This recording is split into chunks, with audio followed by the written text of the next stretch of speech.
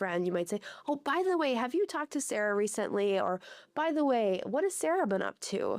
So you're introducing your friend Sarah into this conversation by using the phrase, by the way. And a lot of times, if you just have extra information that the person should know, we might say, oh, by the way, make sure you don't use that computer. It's broken, or whatever it might be. You're just letting them know extra information or changing the topic with this phrase. A phrase that's pretty similar but can help you kind of build on to the conversation that's going on is speaking of. Speaking of that. Speaking of that. So maybe someone you're talking with, again, in the same conversation, says, oh, and then I was talking to Sarah and she said, and you said, oh, speaking of Sarah, how has she been? Or speaking of Sarah, how is her mom? Whatever it might be. It means you're adding on to what they just brought up in the conversation. And sometimes we just use the phrase, that reminds me. That reminds me. That reminds me I should call Sarah soon.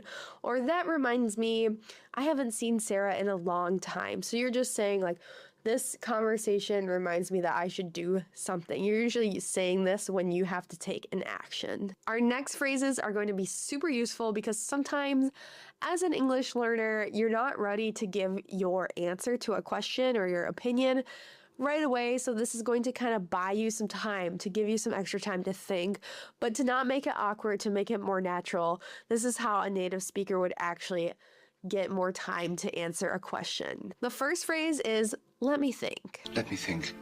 Let me think about this.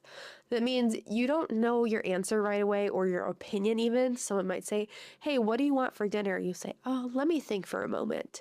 So it's just, again, a really natural phrase that gives you a little bit of time, but lets the person know you're not just awkwardly staring at them or being quiet. Sometimes if you're busy or you need to find information for someone, if they've asked a question, you might say, oh, give me a second. Give me a second.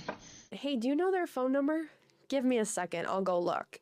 It just means I don't have it right in my head. We say off the top of my head, but I can find it for you. Just give me a second or give me a sec. Maybe you want to say some information to someone or give an opinion, but you're trying to think about how to say it in order for it to not be rude or how to explain it so it's clear and understandable.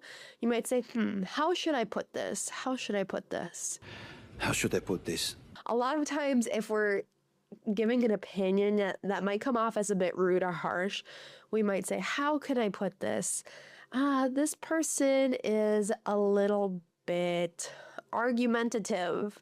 So you're introducing, some information that's honest, but you don't want to say, oh, this person's really mean. You might say, how should I put this? They're a little bit argumentative, or they haven't been in a great mood lately. So you're kind of softening your opinion when we use this phrase. How do I put this?